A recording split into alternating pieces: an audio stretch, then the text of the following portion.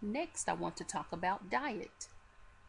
As far as dieting is concerned, the primary rule is to eat more whole foods such as fresh fruits and vegetables, lean cuts of meat, whole grains, nuts, seeds, and legumes.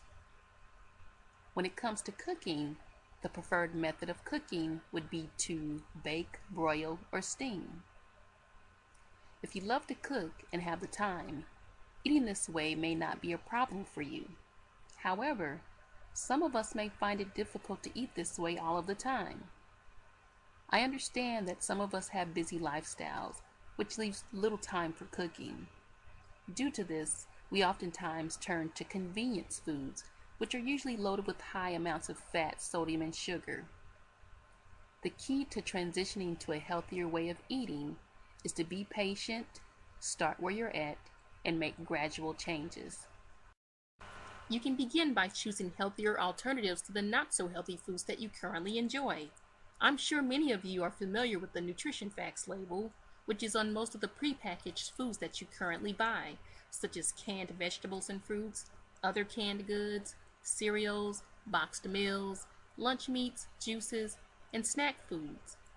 In order to choose healthier alternatives, it is important that you know how to read the information on these labels. When reading a nutrition facts label, you want to start at the top where it provides the serving size and the total servings within the container or package. In this example, the serving size is 1 slice, or 47 grams, and there are a total of 6 slices or servings within the container. Next, check the total calories per serving. In this example, there are 160 calories in 1 slice. Note, it is important to remember that calorie and nutrient content is per serving. Below that section is more detailed information about the nutrient content, including fat, cholesterol, sodium, dietary fiber, protein, vitamins, and minerals. You want to limit fat, cholesterol, and sodium, which may have a negative impact on your health, and you want to get enough fiber, vitamins, and minerals, which may be beneficial to your health. In the far right column of the nutrition facts label are the percent daily value. A quick guide to the percent daily value is the 5-20 rule. If a nutrient has a percent daily value of 5% or less, it is low in that nutrient. If a nutrient has a percent daily value of 20% or more, it is high in that nutrient. For example, total fat shows a percent daily value of 15%, and sodium shows a percent daily value of 12%. According to the 5-20 rule, a nutrient with a percent daily value of 5% or less is considered low in that nutrient. So if you're trying to limit fat and sodium in your diet, this item would probably not be a good choice. Note, there is no percent daily value for trans fat or sugar, so keep your intake as low as possible. Another aspect of food labeling is the ingredients label. Ingredients are listed in descending order of weight, from most to least. The first 2 or 3 ingredients are the ones that the product contains the most of. At this point, I want to share some guidelines that will help you to make better choices.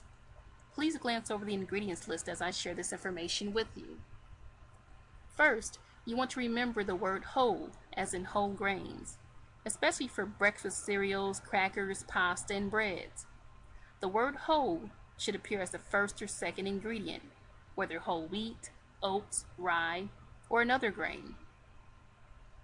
You also want to look for hidden sugars, as in fructose, sucrose, and dextrose. Ingredients that end in the word "ose" are all forms of sugar, as are honey and corn sweeteners. To know exactly how many grams of total sugar a product contains, check out the nutrition facts label. 4 to 5 grams of sugar is the equivalent of a level teaspoon. Next, look for partially hydrogenated oils. Partially hydrogenated oils are the primary source of trans fats, which have been shown to be potentially more harmful to arteries than saturated fat. Foods can call themselves trans fat free even if they contain up to half a gram of trans fats per serving. Look on the ingredients list. If a food contains partially hydrogenated oils, it contains trans fats. If that's an item that you only eat now and then, you don't need to worry. But if it's something you eat every day, it's worth looking for a brand that does not contain this ingredient. Next, there's artificial sweeteners, as in sucralose, saccharin, aspartame, and acesulfame. In moderation, these ingredients can cut down on calories in foods like yogurt and beverages. But the Center for Science and the Public Interest warns that some artificial sweeteners can be dangerous in large quantities, so use them in moderation. Now on to sodium nitrite and sodium nitrate in food. Used as a preservative in meats, these chemicals may pose a cancer risk, although the evidence remains controversial. The Center for Science and the Public Interest recommends limiting the amount you consume by consuming nitrate-free or nitrite-free products when possible. Next, there's artificial coloring in food. These additives don't add nutrient value, and some research suggests that some colorings may pose health dangers. According to the Center for Science and the Public Interest, the risk is admittedly small, however, and the evidence often inconclusive. Artificial colorings are often found in cereals, candy, sodas, and snack foods, especially those marketed to children. They will be noted on the ingredients list by the color name, such as yellow 5, yellow 6, red 40, red 3, blue 1, blue 2, green 3, and orange B. Finally, there's monosodium glutamate, or MSG. Additive foods to enhance flavor. MSG has not been shown to pose health risks, despite popular concerns about the additive. But some people do experience an unpleasant reaction known as MSG symptom complex, which includes headache, flushing, sweating, fluttering heartbeat, and shortness of breath. All right, at this point, you should now understand how to read the nutrition facts label and what ingredients to watch out for. It is my hope that as you begin paying attention to nutrition facts labels and food ingredients, you will gradually and naturally progress towards desiring more healthy whole foods without the pressure.